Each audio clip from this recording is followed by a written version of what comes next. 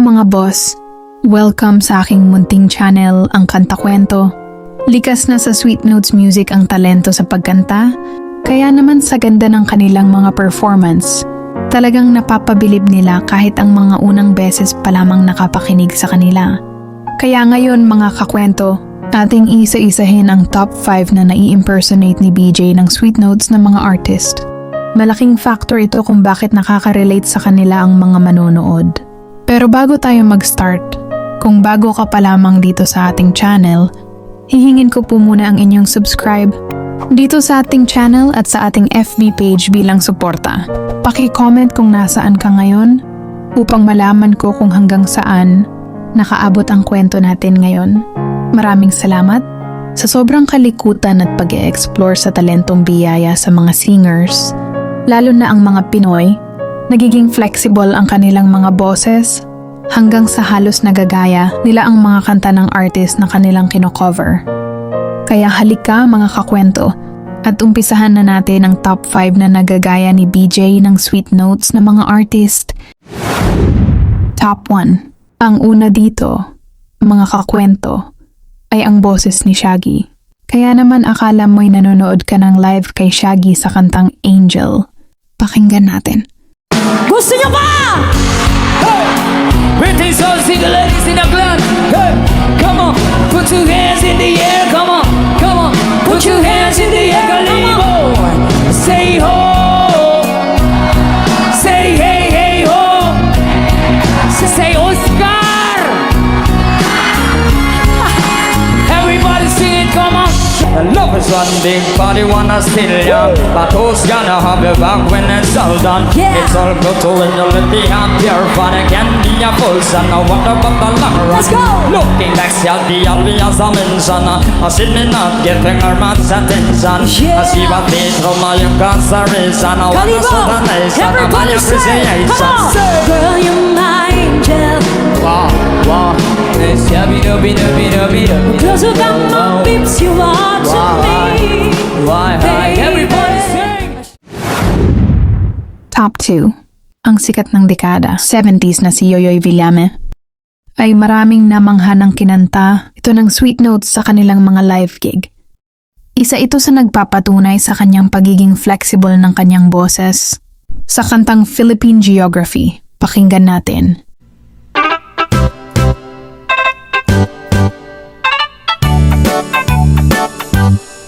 Philippines has a great history, dating point from the other country. Metro Manila, Quezon City, Caloocan, Pasay, Makati, Marikina, Pasig, Saputi, Malabon, Las Piñas, Paranaque, Sabila, Cagayan Valley, Mountain Province, La Union, Baguio City. Then down to Visayan Shore, famous for sugar, coconut and corn.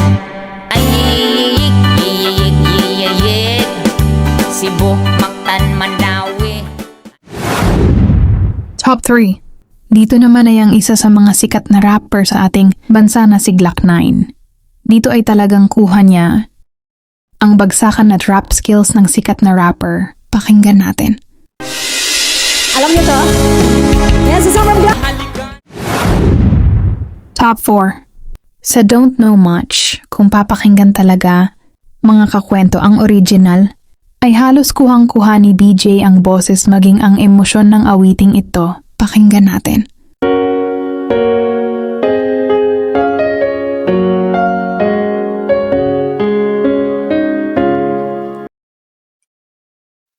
Look at this face. I know the years are showing.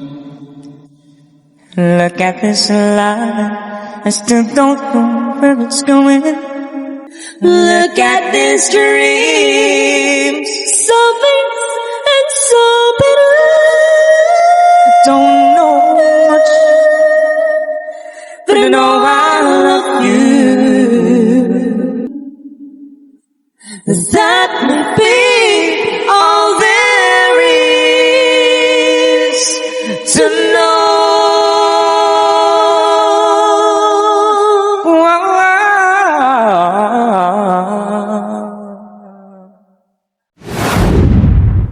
At ang top 5, si Roel Cortez dahil ito ang kanilang most requested song sa kanilang mga gig. Sa mga awitin nga ni Roel Cortez, na ihahalin tulad ang boses niya dito mga kakwento. Pakinggan natin.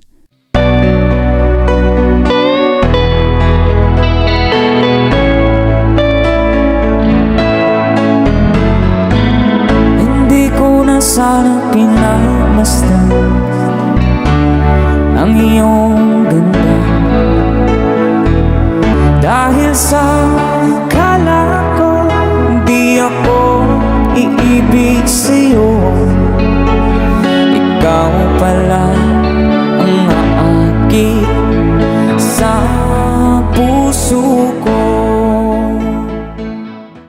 Langit ng di abot ng buwilo pa, puso ko sa'yo'y maghihintay, pagkat mahal na mahal kitang tunay.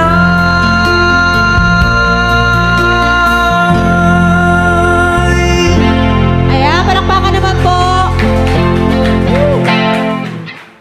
Ayan nga mga kakwento, ang ating top 5 best impersonations ni BJ ng Sweet Notes sa kanilang mga gig. Dahil dito, sobrang minahal sila ng bawat makakapanood o makakarinig sa kanila.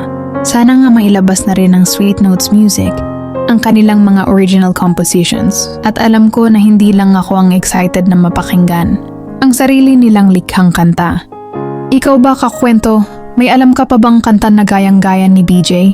I-share mo sa amin yan kakwento sa comment section. At kung bago ka pa lamang dito sa ating channel, hihingin ko po muna ang inyong subscribe dito sa ating channel at sa ating FB page bilang suporta. Paki-comment kung nasaan ka ngayon upang malaman ko kung hanggang saan nakaabot ang kwento natin ngayon.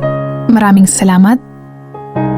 At sana mga kakwento ay mag-join kayo sa ating membership. Ito'y 25 pesos lamang upang ma-access nyo ang ating mga special emoji para sa comment section at mga early access sa ating mga content at marami pang iba. Salamat na agad mga kakwento. Salamat sa pagsama sa akin hanggang dito sa dulo ng ating kwento. Muli ito ang Kanta Kwento na nagsasabing, mabuhay ang talentong Pilipino. So, grateful talaga kami kasi hindi nyo kami iniwan. Simula day 1 hanggang ngayon, nandiyan pa rin kayo mga ka-Sweet Notes. Talagang maraming thank you po at ang Diyos na po ang magbabalik ng mga blessings. Yes, maraming salamat. Ikaw, ano ba sabi? Thankful din, syempre. Thankful kami na abot namin yung another milestone ng aming journey sa music industry dito sa social media. Thankful kami sa mga ka-Sweet Notes namin, especially sa mga sumuporta sa amin since day 1. Nandyan pa rin sila hanggang ngayon. Hindi ko naman na isa-isa, pero andyan sila hanggang ngayon. Meron din kami mga silent supporters na hindi masyadong nagko-comment, pero grabe maka-share ng aming mga videos.